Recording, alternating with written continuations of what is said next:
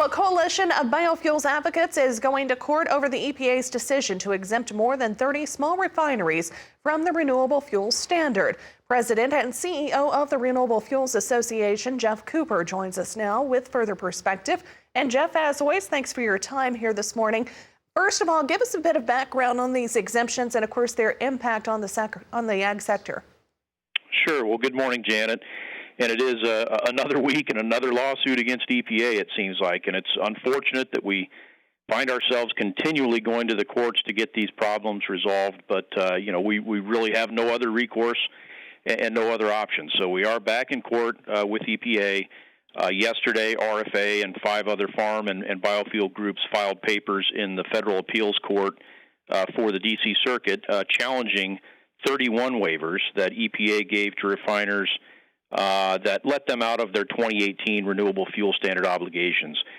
And just to put that in context, those 31 waivers led to 1.4 billion gallons of reduced demand for ethanol and biodiesel and other renewable fuels. So, with the stroke of a pen, EPA erased demand for the annual output from about 20 biofuel plants and more than 400 million bushels of corn. So this is a big deal. And that's why we're challenging EPA yet again. This isn't the first time EPA has done this, but we're hoping it will be the last, and we're asking the court to step in and order EPA to restore that lost demand and put a stop to these waivers. Jeff, do you feel like your voice is being heard through this process? Do you expect also there to be any kind of decision before the change in administration? Well, we don't expect a decision out of the court before the transition unfolds and we have a new administration coming in. And that's really the reason we are going to the courts, is because our voice has not been heard through other means. And we have worked directly with EPA and directly with officials at the White House to try and correct these problems and haven't gotten very far. So we feel like we've had no other recourse than to go to the courts and ask the judicial system to intervene here. We're hopeful that in the next administration we won't have the need to be challenging EPA in the courts on these decisions. And we've heard, President-elect Biden say on the campaign trail that he's going to put an end to these ridiculous refinery waivers. And we're encouraged by that because, we're tired of going to court over these things and pretty sure that the administration is as well.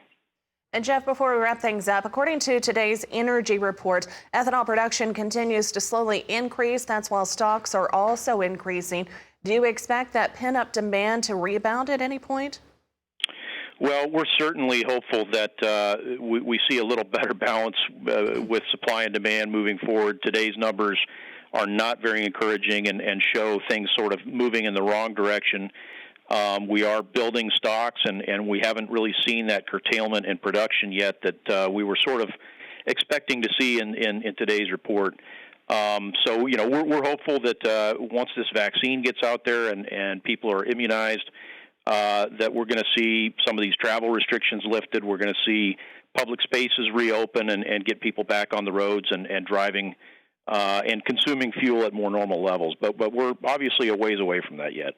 All right, Jeff, as always, thank you very much for your insight today. President and CEO of the Renewable Fuels Association, Jeff Cooper, on the phone with us today from St. Louis, Missouri.